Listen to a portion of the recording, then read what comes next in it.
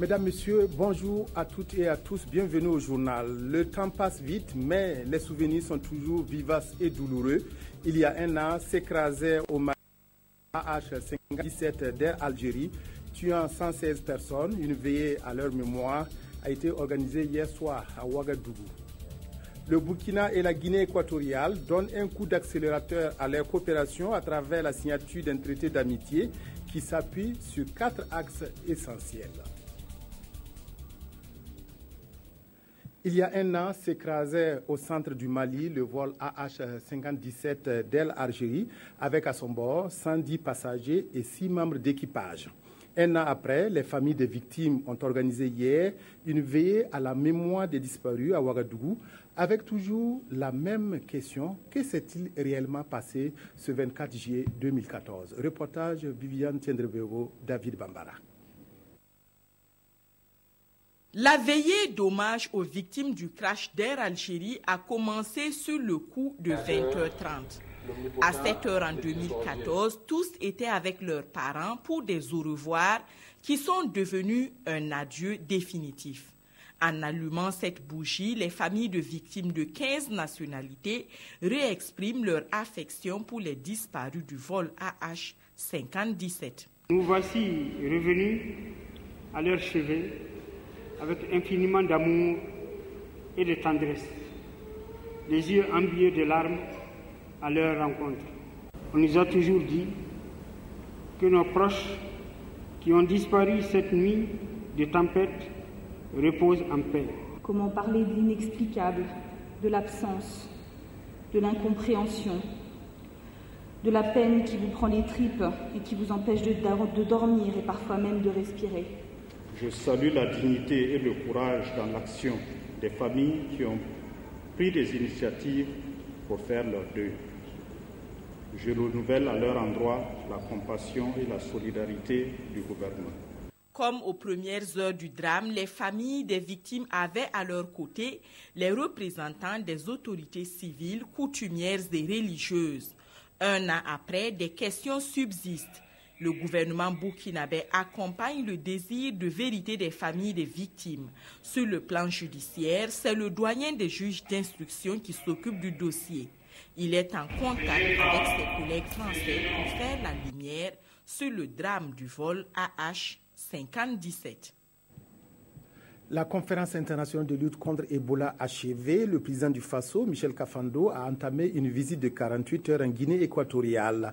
Une rencontre à tête entre le président Teodoro Obiang Nguema et Michel Kafando a permis de raffermir les relations de coopération entre les deux pays. Reportage de nos envoyés spéciaux Lazare Pouya, Roger Kam. La visite officielle d'amitié et de travail de 2 jours du président du Faso, Michel Kafando, a débuté ce mercredi 22 juillet à la présidence de la Guinée équatoriale.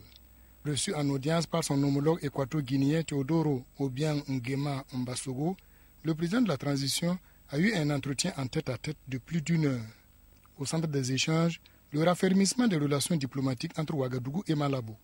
Au cours d'un déjeuner offert à son hôte et sa délégation, le président équato-guinéen dit être conscient de la difficile crise que traverse le Burkina et souhaite que les élections se déroulent dans de bonnes conditions et à bonne date. Et à cet effet, il a lancé un message de paix et de ferme considération au peuple burkinabé avant de porter un toast. En réponse, Michel Kafando a salué le mérite du président Teodoro Obiang Nguema Mbasogo et son peuple avant de s'appesantir sur l'objectif de sa visite. Cette visite constitue assurément une étape décisive dans l'approfondissement des relations entre nos deux pays que nous voulons dynamiques et un modèle réussi de coopération sud-sud. Dans l'après-midi de ce mercredi 22 juillet, les 2 ministres des Affaires étrangères du Burkina Faso et de la Guinée équatoriale, ainsi que leur délégation, se sont rencontrés pour une séance de travail. Cette séance de travail a permis à Ouagadougou et Malabo de signer un traité d'amitié et de coopération. Les 2 pays s'engagent à s'appuyer à travers 4 axes de coopération qui sont notamment les transports aériens, l'énergie et les mines et les migrations. Reportage de nos envoyés spéciaux Lazare Pouya, Roger Kam. Par ces signatures, les 2 pays, le Burkina Faso et la Guinée équatoriale, s'engagent à raffermir leurs relations diplomatiques. Après la signature de l'accord cadre de coopération entre les deux pays en 2008, aucune rencontre officielle de plus haut niveau n'a été enregistrée. Il a donc fallu cette visite d'amitié et de travail du président du Faso, président de la transition Michel Kafando à Malabo, pour relancer la machine de la coopération. À travers donc cette signature des deux ministres des Affaires étrangères du Burkina Faso et de la Guinée équatoriale, ce sont 4 axes de coopération qui ont été visés. Nous allons évoquer les questions de concertation entre les deux pays, la question du transport aérien, la question de migration et les questions d'énergie et des mines. Et très prochainement, d'ici la fin de septembre, en principe, on devra réunir la commission mixte entre les deux pays pour examiner davantage et approfondir donc les relations entre les deux pays. Les deux parties ont convenu également d'unir leurs efforts pour résoudre définitivement la question des migrants. Et à cet effet, des perspectives se dessinent à l'horizon. Le président équateur-guinéen a souhaité que nous puissions créer même un bureau de recrutement à Ouagadougou pour permettre à ceux qui veulent venir effectivement de remplir les conditions avant de venir. À travers un communiqué conjoint, les deux chefs d'État ont entre autres convenu de tenir la première session de la commission mixte de coopération au plus tard fin septembre 2015 à Malabo. La coopération bilatérale a été aussi célébrée à Ouagadougou à l'occasion de la commémoration du 63e anniversaire de la fête de l'indépendance de la République arabe d'Égypte. L'ambassadeur du pays des pharaons a exhorté les deux pays à unir leurs forces pour vaincre aussi le terrorisme. Reportage Amandine Lalsaga, Kosun Koulibaly. Une cérémonie sobre, brève, mais d'une grande importance. Isha Mohamed Nagui et ses compatriotes commémorent ici le 63e anniversaire de l'accession à l'indépendance du pays des pharaons. Au cours de cette soirée, l'ambassadeur de la République arabe d'Égypte est revenu sur les différentes révolutions qu'a connues son pays. Ils ont vécu deux révolutions. Donc, ils veulent, à travers cette fête d'aujourd'hui, ils veulent une vie meilleure pour le peuple. Voilà, c'est ce qui aspire le peuple égyptien. L'indépendance de la République arabe d'Égypte est commémorée cette année concomitamment avec le 55e anniversaire des relations diplomatiques entre l'Égypte et le Burkina Faso. Occasion pour Isha Mohamed Nagui de réaffirmer le soutien de son pays pour la réussite des élections d'octobre prochain.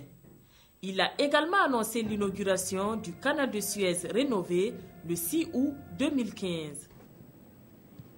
Coopération multilatérale à présent, une délégation du Bureau international du travail BIT s'est entretenue hier avec le Premier ministre Yacouba Isaac Zida. Le chef du gouvernement s'est engagé à œuvrer aux côtés du BIT à la protection sociale des populations, surtout les enfants, selon le porte-parole de la délégation qui s'exprime au micro de Wendata Nathalie Kaore.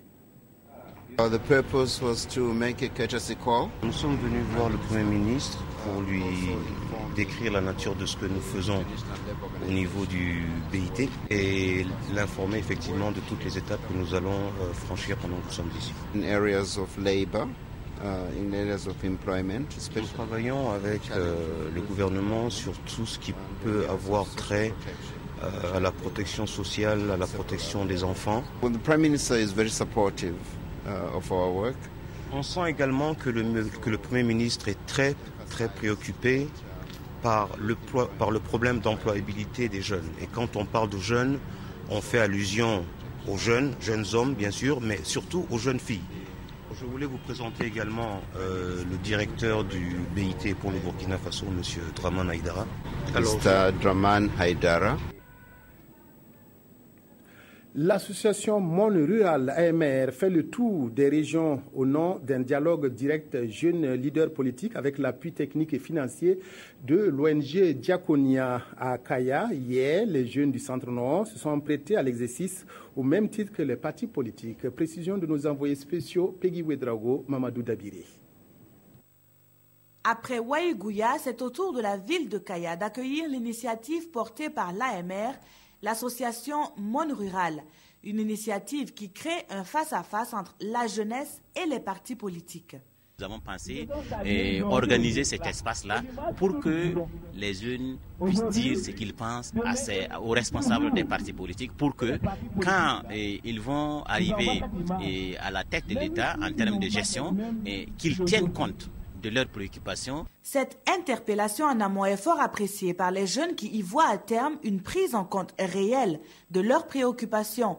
Des préoccupations spécifiques aux régions, il y en a certes, mais ces jeunes les regroupent sous le même dénominatif, le chômage. Il faut nécessairement créer des emplois pour les jeunes et aussi les impliquer dans les cadres de décision, comme le disait le président Kafando lors des assises nationales, qu'avec les jeunes tout est possible, mais sans les jeunes, attention. Tour à tour, ces leaders de partis défendent leur programme pour la jeunesse. Ils ont chacun 10 minutes de temps de parole. À noter que 12 partis politiques prennent part à ce dialogue de Kaya, des partis issus des rangs de l'ex-opposition, mais aussi ceux de l'ancienne majorité. Le programme de développement stratégique de l'éducation de base, PDCEB, a été lancé pour résoudre notamment le problème des écoles sous paillotes ou sous abri précaire. La première session du comité national de pilotage du PDCEB se tient depuis hier pour faire le point de la mise en œuvre du programme sur la période 2012-2015 avec le continuum en toile de fond. Précision Aruna Maré, Jean Zongo. Pour cette première session du comité de pilotage du programme de développement stratégique de l'éducation de base PDCEB, les acteurs mènent la réflexion sur la mise en œuvre du continuum, une réforme prise en compte dans le cadre de PDCEB et qui vise à insuffler une dynamique au système éducatif burkinabé. Il s'agira de faire le bilan de ce qui a été fait et de convenir ensemble des perspectives, parce que le développement économique et social n'est pas une fin en soi. Voilà, ça passe nécessairement par l'amélioration des conditions de vie des populations et l'éducation, c'est-à-dire l'acquisition du savoir-faire. C'est ça qui fait de l'homme un homme de qualité, un homme qui vit pleinement dans la dignité. Adopté par le gouvernement en 2012, le PDCEB prend fin dans 6 ans. Sa mise en œuvre connaît cependant quelques difficultés et il sera ici question d'y apporter des solutions. Aujourd'hui, en termes de salles de classe, par exemple, pour résorber rien que les salles de classe existantes déjà, sous paillotes ou sous abri précaires, nous avons besoin d'à peu près 58,2 milliards pour les faire. Les procédures au niveau des marchés publics semblent entraver la bonne marche du programme. Des mesures sont prises pour recourir à des procédures adaptées au PDCEB, selon Jean-Gustave Sanon, afin de booster l'offre éducative. La réglementation du cycle de vie des pesticides, inscrite désormais dans un nouveau projet de loi. Ce texte a été examiné à Koudougou où il s'est réuni la Commission nationale de contrôle des pesticides. Il s'agit de minimiser l'impact de ces produits chimiques sur l'environnement et également sur la santé animale et humaine. Ismaël Duloma Sirima, Lassina Ouattara, reportage. L'utilisation des pesticides sera désormais régie par une nouvelle loi. Selon la Commission nationale de contrôle des pesticides, CNCP, cette loi va assurer un contrôle sur tout le cycle de vie des pesticides. Donc nous aurons une nouvelle loi qui va se pencher sur la gestion, c'est non plus le contrôle, mais la gestion des pesticides, c'est-à-dire que depuis la fabrication jusqu'à l'élimination. À cette rencontre de la CNCP, qui est la 17e du genre, il s'est agi de faire le compte-rendu de la réunion passée. La commission a également instruit le secrétariat permanent, puisque la sensibilisation l'a menée depuis plusieurs années, et nous allons passer à une phase en tout cas de répression. On va également faire le point du contrôle des pesticides à l'importation au Burkina Faso. Nous avons des postes de contrôle, une vingtaine en frontières, dans les gares ferroviaires et aéroportières. Ce fut également l'occasion d'attribuer des cartes d'agrément à certains grossistes et revendeurs. C'est avec l'agrément que nous pouvons défendre notre profession et sans pouvoir sensibiliser les gens pour prouver que réellement nous maîtrisons notre domaine et que maintenant notre plaidoyer, si nous avons les agréments, nous pouvons demander à l'État aussi de ménager des efforts maintenant pour pouvoir contrecarrer ceux qui ne sont pas dans la légalité. Après l'acquisition des pesticides, même homologués, la CNCP invite les usagers à ne pas les stocker dans de mauvaises conditions, car ils constituent une menace pour l'homme et l'environnement. Notre chronique environnement est consacrée aujourd'hui à l'efficacité des reboisements à grande échelle. Chaque année, des campagnes de reboisement sont lancées à travers le Burkina et des millions d'arbres plantés. Mais avec quel résultat? Pour certaines associations, le reboisement est avant tout une opération de communication et rien de plus. Jean-Emmanuel Ouedraogo. Chaque année, le scénario se répète et cela fait des lustres que ça dure. Reboiser, reboiser et toujours reboiser. Visiblement, si l'opération avait le succès escompté, le Burkina Faso serait sans doute un pays de forêt aujourd'hui. Mais au département de l'environnement, on relativise. D'un point de vue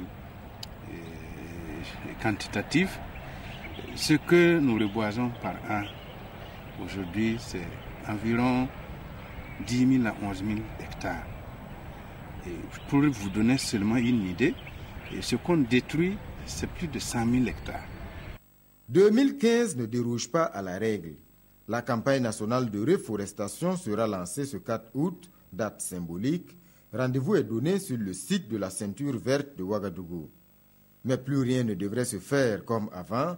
Tout reboisement devrait épouser une nouvelle vision. Les reboisements de folklore sont proscrits. J'ai l'impression que parmi ceux qui viennent au reboisement, et surtout ceux que l'on voit, c'est surtout des gens en quête de visibilité, qu'une bonne campagne, ça se prépare, ça s'exécute et surtout ça se suit. Désormais, il ne faut planter qu'une fois que vous avez l'assurance de pouvoir suivre et protéger. Une suggestion cependant au département de l'environnement, pour un Burkina vert, en plus du reboisement, il serait indiqué de miser davantage sur la régénération naturelle assistée. Encourager les producteurs à protéger les plantes qui poussent naturellement dans leurs champs, c'est efficace et c'est moins coûteux. Les quotidiens consacrent aujourd'hui leur gros titre à l'état de santé de l'ex-président du Faso, Blaise Compaoré, et à la visite au Kenya du locataire de la Maison-Blanche, Barack Obama. La revue de la presse est signée Aimé Solange Guigma.